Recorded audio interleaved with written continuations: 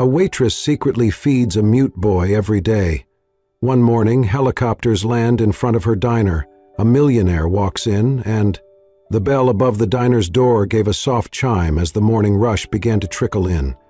Cold air swept across the tiled floor, curling around the legs of chairs and whispering through cracked window panes. Grace stood behind the counter, refilling the coffee pot, her hands moving with the ease of routine, but her eyes flickering constantly to the corner booth by the window. Liam was there, just like every morning. He sat with his knees tucked close, his oversized hoodie swallowing his thin frame, his eyes staring quietly out the window, as if waiting for something the world had forgotten. He never spoke, never ordered, never moved much, just sat, still and silent, like a shadow that only she could see. Grace reached under the counter and pulled out a wrapped sandwich, scrambled egg, ham and cheese on warm toast, and a paper cup of milk, gently steaming. She placed them on a tray with a folded napkin and walked across the diner. As she set them down in front of Liam, he looked up, his eyes dark and tired but never unkind. He gave her a small, slow nod, his version of thank you. She offered a soft smile in return, then turned to walk back. Before she could make it behind the counter, she heard the voice she had been dreading all morning. "Grace, we need to talk." Carl stood in the doorway of the kitchen, arms crossed, lips drawn into a tight line. His white apron was stained with grease, his thinning hair slicked back like he was going to war. Grace followed him silently into the back hallway, where the sounds of sizzling bacon and clinking plates faded into the buzz of the refrigeration unit. "What the hell do you think you're doing?" Carl hissed, keeping his voice low but sharp. Grace crossed her arms. "Feeding a child? With food that is not yours," Carl snapped. "That sandwich could have been sold. That milk costs money. He is not a paying customer." "He's a hungry boy," Grace said evenly, "and he shows up here every morning in the cold, alone, silent. Do you even know his name?" Carl shook his head. "It's not my job to feed strays." Grace's eyes hardened. "He's not a stray, he's a kid, a human being." Carl leaned in closer. "Listen, this is a business. We're barely scraping by as it is. You want to hand out free food, do it on your own time." "I am," she replied. "Every morning, before the rush, one sandwich, one cup of milk. That's all." Carl exhaled, frustrated. "You keep this up, Grace, and we're going to have a serious problem." Grace didn't flinch. Her voice dropped, calm and certain. "Then I guess we already do." Carl stared at her, his mouth a thin line, but didn't respond. He turned and stormed back into the kitchen, muttering under his breath. Grace stood there for a beat, her heart pounding, hands shaking just slightly. She walked back out to the counter, trying to steady her breath to keep moving. The bell above the door chimed again as a couple walked in, and the clatter of plates resumed. But her eyes drifted to Liam. He was eating now, slow, methodical bites, like he was trying to make the meal last. His fingers, small and pale, gripped the sandwich with quiet reverence. The milk sat beside him, untouched but warm. Grace wiped the counter without looking down. She glanced up only once, catching his eyes again. There was something in them, something deep, not fear, not sadness, something harder to name. Recognition, the kind that said, "You saw me, and you didn't turn away." She looked back down, swallowing the lump in her throat. Every morning he came, always at the same time, always in the same hoodie, sometimes wet from rain, sometimes shivering from wind. No one else noticed, or if they did, they didn't care. Customers had commented, "That kid gives me the creeps. Why does he just sit there? Is he even allowed in here?" But Grace never responded, because she knew that silence. She had worn it herself once. When she was a girl in foster care, shuttled from home to home, eating quietly in corners so no one would ask questions, and someone had once noticed her too. A kind woman who ran a shelter. She gave her a bowl of soup and a warm smile. She didn't ask for a name, just offered a place to sit and food to eat. That moment had never left Grace. It had saved her. And now, maybe, just maybe, she could return that gift. Carl walked past her again, glaring. She didn't flinch. "Why?" he muttered. "Why risk your job for a mute kid who doesn't even say thank you?" Grace turned to him fully this time, her voice steady, clear, and louder than the question demanded. "Because no one else will, and if no one cares, then I'll be the first." Carl didn't reply. He just shook his head and disappeared into the kitchen again. Grace turned back to the counter, picked up the notepad, and began taking orders. But her heart beat with quiet defiance. And somewhere behind her, a boy watched through the glass, and for the first time in a long while felt seen. The rain came hard that morning, hammering the diner windows like impatient knuckles on glass. Gray clouds pressed low over the town, and water pooled along the sidewalk like silver veins. Inside the diner it was warm and bustling, filled with the clatter of plates and the hum of early chatter, but Grace wasn't smiling. She kept glancing at the window, at the corner booth, at the door. Liam wasn't there. For the first time in over a month, his seat sat empty, no small figure huddled in an oversized hoodie, no quiet eyes peeking through the fogged-up glass, no gentle nod, nothing. Grace stood frozen behind the counter, her hand wrapped around a fresh sandwich she had already made, the cup of warm milk beside it untouched. Her fingers trembled slightly as she placed the tray down and looked again. Still nothing. She tried to push the panic down, to tell herself maybe he was late, maybe he was somewhere dry, somewhere safe. But the gnawing in her gut said otherwise. Grace began receiving drawings from Liam a couple of weeks ago, simple at first. A house with smoke curling from a chimney, a red heart with uneven edges. A stick-figure woman with long brown hair and a kind smile.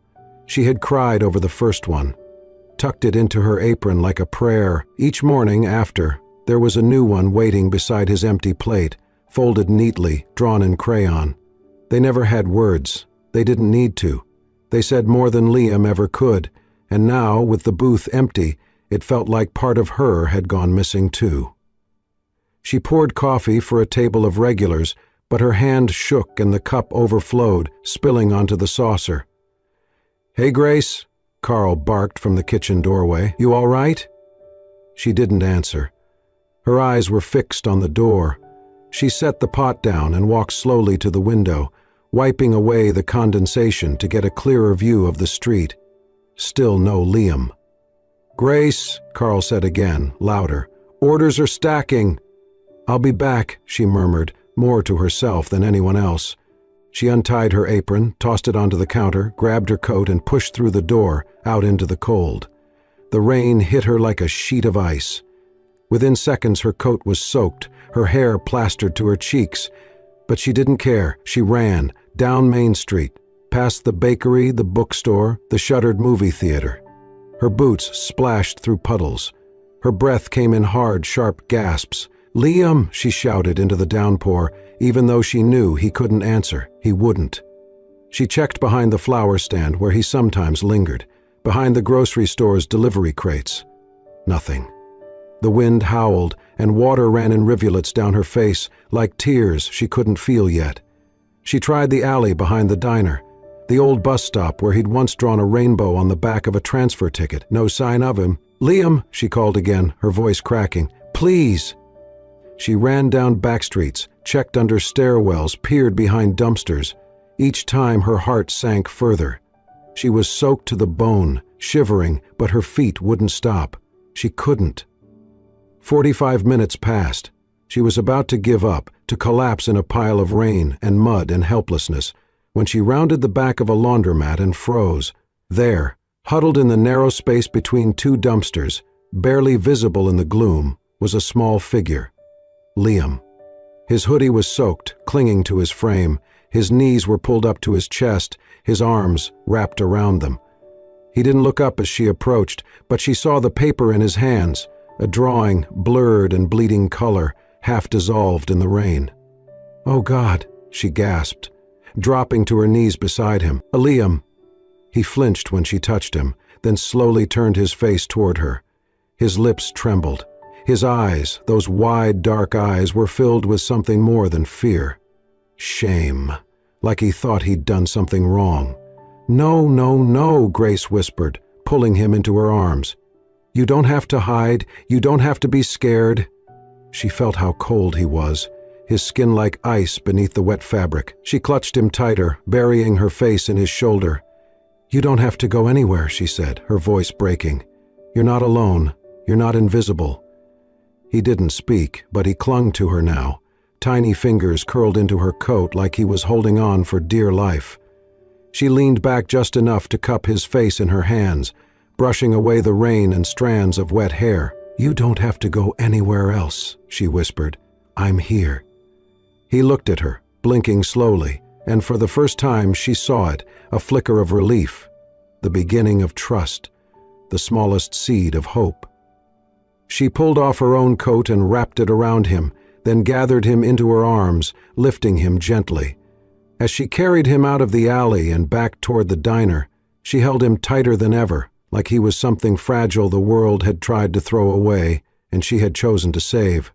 The rain had stopped by the time they reached Grace's apartment, but the world was still soaked in silence. She carried Liam up the narrow stairs to the second floor, her coat wrapped tightly around his small frame, his head resting against her shoulder, his fingers still clinging to her like he was afraid she might disappear if he let go. Her apartment was modest, just a kitchen, a small living area, a single bedroom, but it was warm, filled with soft light and the scent of cinnamon tea she had brewed earlier that morning. She placed Liam gently on the couch and went to the bathroom, running the tub with warm water. He didn't resist when she helped him out of his soaked clothes, didn't flinch as she tested the water temperature, didn't speak or move when she gently guided him into the bath. His silence was not resistance. It was something else. Trust, maybe, or exhaustion, or both. She sat beside the tub, rolling up her sleeves, washing the dirt and rain from his arms and neck with slow, careful motions. He watched her, eyes steady, saying nothing. She smiled softly as she poured water over his head. Afterward, she wrapped him in a fluffy towel, dressed him in one of her old t-shirts, and set a tray of warm soup and toast in front of him. He ate slowly, methodically, like every bite was something sacred. She didn't press him. She didn't ask questions. When he finished, he curled up on the couch, and she sat in the armchair nearby, a blanket around her shoulders. Outside, the city glowed amber and gray, street lamps flickering to life as evening descended. She watched him for a while, then said softly, "You remind me of someone." Liam looked up, his gaze curious. "I had a little brother," she continued, her voice barely above a whisper. "His name was Noah. He was 5 when he died." She swallowed hard. "I was supposed to watch him that day, but I got distracted, just for a few minutes. He followed the neighbor's dog out into the storm. By the time I realized, it was too late." Her fingers twisted the corner of her blanket. "He was quiet like you, sweet, always drawing pictures of trees and rockets and dinosaurs." She looked at Liam then, her eyes misty but gentle. "I think some part of him still lives in me. Maybe that's why I noticed you. Maybe that's why I couldn't walk away." Liam held her gaze for a long time. Then, slowly, he reached into the small notebook he always kept in his pocket. It had survived the rain, barely. The pages rippled and soft. He opened it to a fresh page and picked up a crayon from her coffee table. She watched in silence as he began to draw. It was simple but powerful. 2 stick figures holding hands, standing in front of a little house. The taller one had long brown hair. The smaller one wore a hoodie. Beneath them, he drew a heart. Grace felt her throat close up. Her eyes sung. He turned the notebook toward her and waited. She reached out and touched the page, her fingers trembling. "Is that us?" Liam nodded. She smiled through the tears. "It's beautiful." He set the notebook in her lap, then leaned back into the couch, eyes heavy. She tucked the blanket around him and let him rest. As he drifted to sleep, one hand remained outside the blanket, reaching gently for hers. She took it. In that moment, Grace understood something she hadn't allowed herself to believe before. She wasn't just feeding a hungry boy. She wasn't just sheltering a lost child. She was becoming something more, not by blood, not by title, but by choice. She was becoming his person, his safe place, his home. It was barely past dawn when the sky over the sleepy town rumbled with something strange, something loud, foreign, and commanding. The sound built quickly, a low, mechanical roar that seemed to ripple across the streets like thunder rolling over rooftops. Grace stood behind the counter at the diner, refilling sugar containers, her morning just beginning. But she paused, her hand frozen in midair. The rumble grew louder. The windows began to shake. Chairs rattled on the floor. And then it happened. With a blast of wind and an explosion of sound, a sleek black helicopter descended slowly, powerfully, into the empty parking lot just across from the diner. Its polished steel shell shimmered beneath the early light, a symbol of something much larger than this town had ever seen. Everyone inside the diner stood still, stunned. Forks dropped. Coffee cups paused mid-sip. A child pressed his face against the glass, eyes wide with awe. Even Carl, usually grumbling behind the register, stood slack-jawed at the door. The helicopter landed with precision. Its blades slowed, chopping the air into sharp gusts that kicked up leaves, dust, and gasps of disbelief. Then came the next wave. 3 black SUVs pulled up seconds later, flanking the helicopter. The doors opened in unison. Men in tailored black suits and earpieces stepped out first, scanning the area with alert eyes and military precision. One of them spoke into a small mic clipped to his collar, then gave a curt nod. The diner door chimed. No one turned to look. They were all too busy watching the parking lot unfold like a scene from a movie. The back door of the middle SUV opened slowly. A man stepped out. He wore a charcoal gray coat over a crisp, dark suit, his hair streaked with silver, his posture tall, unyielding.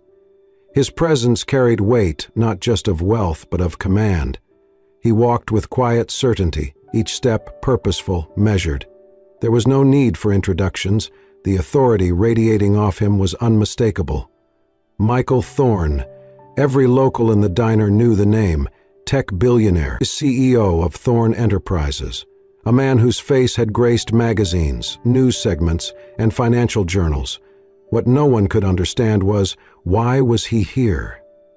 Grace stepped out from behind the counter, her eyes locked on the scene unfolding through the front windows. Liam, who had been seated quietly in his usual booth, stiffened. His hand gripped his crayon tighter, his body shrinking instinctively into the corner. Michael Thorne stopped just outside the entrance. One of the guards opened the diner door for him. The bell chimed again. This time everyone turned. He stepped inside. Silence dropped like a curtain. Every eye followed him as he walked to the center of the diner floor. He paused, scanning the room, his eyes sharp yet clouded with something else. Urgency, exhaustion, grief. Then he spoke. His voice was low, but every syllable rang clear. "Is there anyone here?" he said slowly. By the name of Liam, the room fell still. Grace's breath caught in her throat. No one moved. No one spoke. Except Liam. The crayon slipped from his hand. His body trembled just once. His eyes, wide and terrified, turned to Grace. She moved instinctively, stepping in front of his booth, shielding him with her body without a second thought. Michael's eyes found her. Their gazes met. In that single moment, time seemed to fold in on itself. Her soaked coat from the storm still drying by the door. The drawings she kept tucked beneath the register. The silent bond she had built with a boy who never spoke. Michael looked at her, and softly, his voice now quieter, almost breaking, he asked, "You've been watching over him, haven't you?" Grace didn't respond right away. She looked at Liam, who nodded once, barely. Then she turned back to the man. "Yes," she said. "He's safe." Michael exhaled, as if releasing a breath he had been holding for years. "I've been looking for him," he whispered. And every person in that diner understood. They were witnessing not just the arrival of power, but the breaking open of something far more human, a father's heart, desperately seeking his son. The diner emptied within minutes, not by command but by instinct. Patrons knew when something larger than themselves was unfolding. Grace, Michael, and Liam remained. The rain had returned, tapping gently against the windows like distant memories. They sat in the back booth now, Grace on one side, Liam beside her, half hidden in the crook of her arm.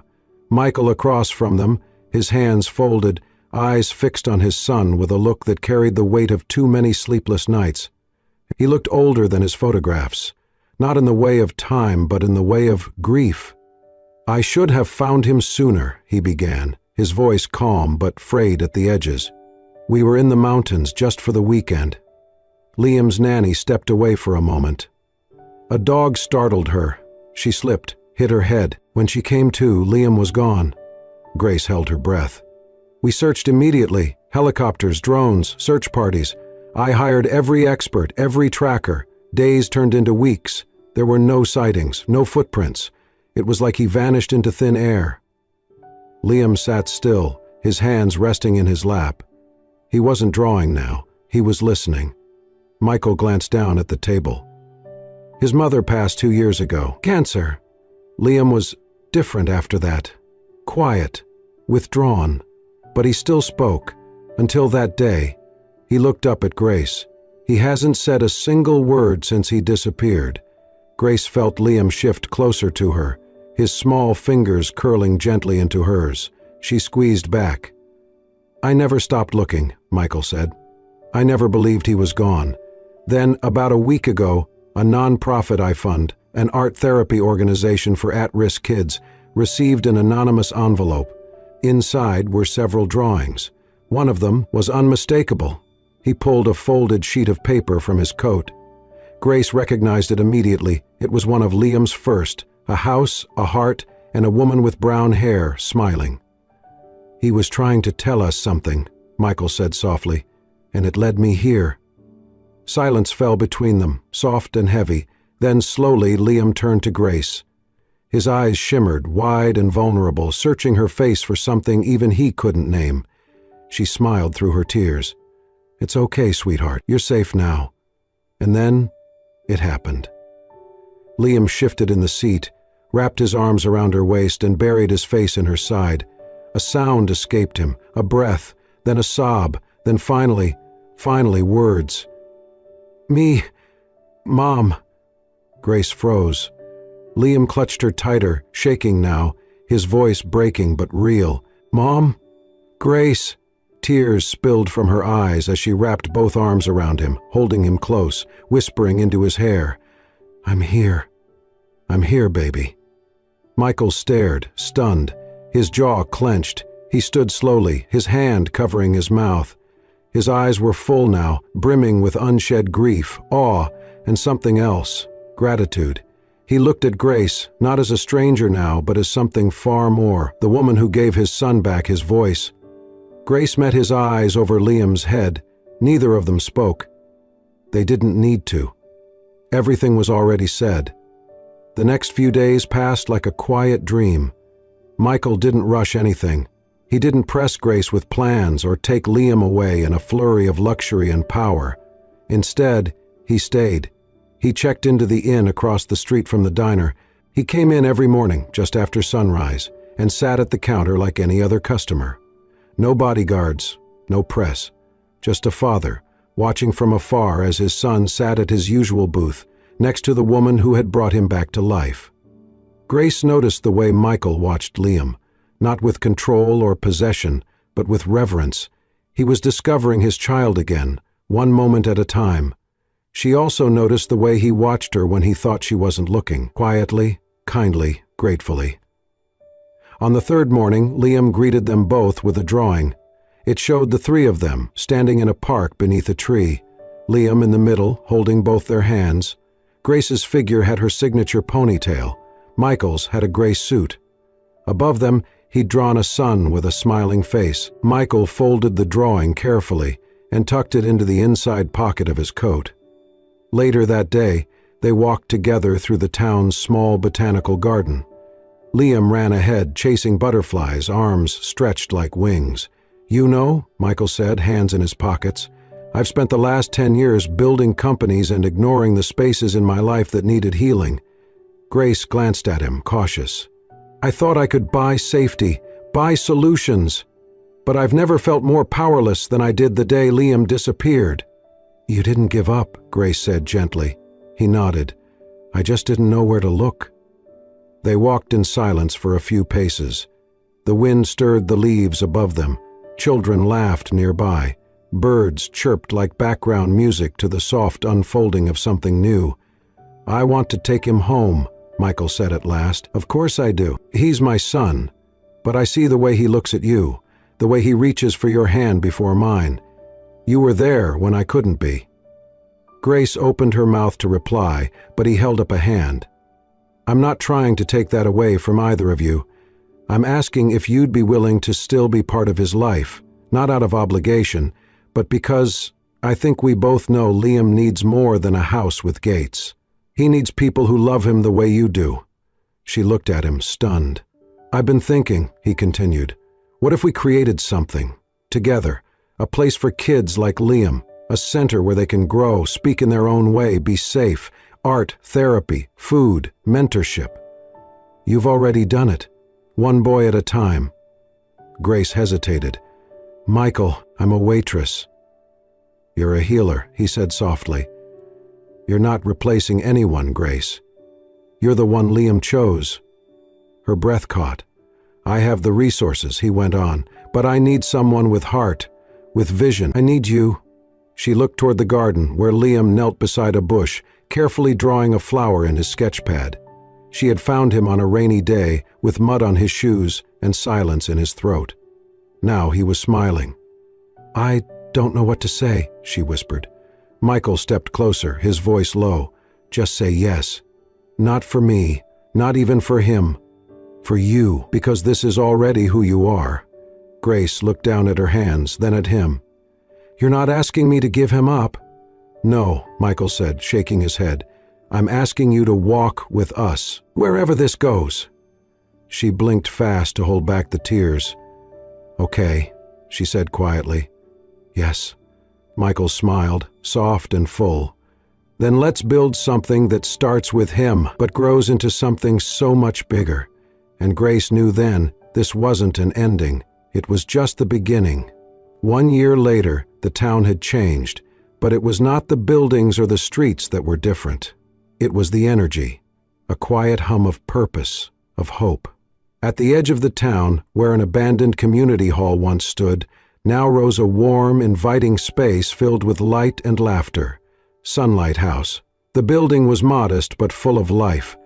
Murals covered the walls, painted by the very children it now sheltered.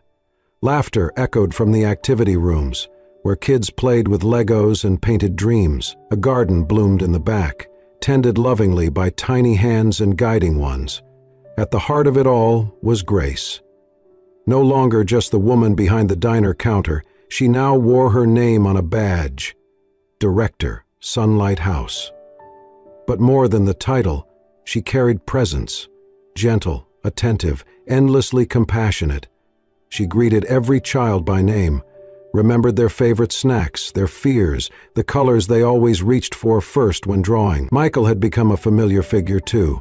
He stopped in several times a week, sometimes for meetings, sometimes just to watch Liam paint or build with blocks. He never arrived with fanfare, no suits, no security, just Michael, quiet, kind, fully present. Their relationship had grown in silence and trust, no dramatic declarations, no public romance, but in the way his hand brushed hers as they walked through the halls, in the way he watched her laugh with the children, in the way she leaned into him during long planning meetings. They had become something quietly solid, and Liam had blossomed. He now spoke in full sentences, still soft but sure. He laughed easily. He took younger kids under his wing, helping them find crayons, pass out snacks, and draw what they could not yet say. His smile had become a kind of sunshine, warming everything around him. And on one particular afternoon, Sunlight House buzzed with even more joy than usual. It was Liam's birthday. Paper lanterns hung from the ceiling, streamers curled around banisters, and the scent of fresh-baked cupcakes filled the air. The children had worked on decorations all week. Grace wore a handmade crown of construction paper, a gift from the little ones. Michael had built a treehouse out back just for Liam and his friends. When it was time for cake, the room dimmed. Dozens of tiny voices began to sing, "Happy birthday to you." Liam stood in front of the cake, candles flickering, eyes bright. Everyone clapped, cheered, waited for him to blow them out. But he didn't. Instead, he turned, walked slowly to the center of the room, and picked up the microphone from the small speaker set. The room hushed. He cleared his throat. Then, in a voice clear and steady, he said, "Last year on my birthday, I didn't even have a voice." He paused, scanning the room. Grace stood near the back, one hand pressed to her chest. Michael stood beside her, his eyes glistening. "I didn't make a wish. I didn't think anyone would hear me if I did." He took a breath. "But this year, I don't need to wish, because everything I could wish for is already here." He looked directly at Michael. "I have a dad who never stopped looking for me," then at Grace. "And I have a mom who found me before I could find myself." He smiled shyly, eyes full. "I don't need to wish anymore, because I already have a family." Tears broke freely then, among the staff, the children, the friends watching from the corners. Grace stepped forward, barely holding it together, and wrapped her arms around Liam. Michael joined them, resting a hand on his son's back, then slipping his fingers into Grace's. Liam leaned into them both, laughing now as everyone cheered. In the distance, a new mural had just begun to take shape, a tree with wide branches and 3 figures drawn beneath it, holding hands. Sunlight spilled through the windows, and somewhere, quietly but surely, a family stood together, no longer found, but fully chosen. The week after Liam's birthday, Sunlight House felt more alive than ever. A spring breeze danced through the open windows, carrying the scent of blooming wildflowers. Laughter and music filled the air as children played beneath the newly finished treehouse in the back. The center had become more than a place, it had become a home. That evening, Grace stood in the garden behind the center, watching the sunset dip low behind the hills. Her hands were dusted with soil from planting new herbs with the younger kids. She wore a soft yellow sweater, her hair in a loose braid, cheeks flushed with joy and the remnants of the day's sunlight. Michael approached quietly, a box in his hands. He was dressed simply, no suit, no tie, just a man who had shed the weight of corporate kingdoms for something infinitely more real. Liam trailed behind him, holding a small bouquet of dandelions and wild violets. "Hey," Michael said gently. Grace turned, smiling. "Hey yourself." Michael took a deep breath and looked around. "I thought I knew what fulfillment looked like. Private jets, stock markets, applause in boardrooms." He stepped closer. "But nothing has felt like this, like watching Liam sleep without nightmares, like hearing your laughter echo through these halls, like watching a lost child walk through these doors and find hope." Grace's smile trembled, her hands pressed over her chest. Michael slowly lowered himself to one knee. The box opened in his hand, revealing a simple, elegant ring. Inside the band, a delicate inscription shimmered. "Where love found us, we stayed." Gasps and soft exclamations floated from the staff and children peeking through the windows. Michael looked up at her, his voice steady and warm. "Grace, you saved my son, but you also saved me. You brought me back from a life of loneliness and silence, just like you did for Liam. You didn't replace anyone, you became exactly what our hearts were missing." He reached for her hand. "Will you marry me and help me build a family where love isn't inherited, it's chosen, every single day?" Liam stepped beside them, slipping one of the wild violets into her hand. Grace's eyes brimmed with tears. Her lips parted, but no sound came. She looked at Liam, who smiled up at her, his small voice rising. "Say yes, Mom, Grace." She laughed through her tears and nodded, kneeling to hug them both. "Yes," she whispered. "Yes, I want that, more than anything." Cheers and clapping erupted from the building. Children ran out, surrounding them with joyful chaos. Later that night, under the moonlight, the 3 of them stood before the newly carved wooden sign placed by the entrance of Sunlight House. Burned into the grain in bold, loving letters were the words, "The right family wasn't built, it was chosen." And just beneath it, smaller, and in Liam's own handwriting, someone had carved, "We're not lost anymore." Inside, the lights glowed warm. Drawings lined the walls. Voices sang lullabies. Love had woven itself into every corner, and in the center of it all stood a woman who once poured milk for a silent boy, a man who once believed he had everything, and a child who now had both a voice and a family. Not perfect, but true, and that made it everything. Sometimes, the most extraordinary families are not born, they're built, one act of kindness at a time. Grace didn't set out to become a mother. Michael didn't expect to find love in a quiet diner. And Liam, he never thought he'd speak again. But in a world that often forgets the silent, the lost, the small, they found each other. They chose each other, and that made all the difference. Because home is not a place on a map. It's a hand held in the rain, a drawing left on a diner table, a whispered mom that says, "I trust you." And love?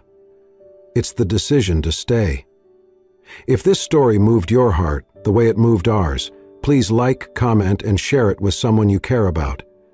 And don't forget to subscribe to Soul-Stirring Stories, where real-life moments turn into unforgettable journeys, and every tale reminds us that healing begins with the simplest gesture. Thank you for watching. Stay kind, stay human, and stay with us.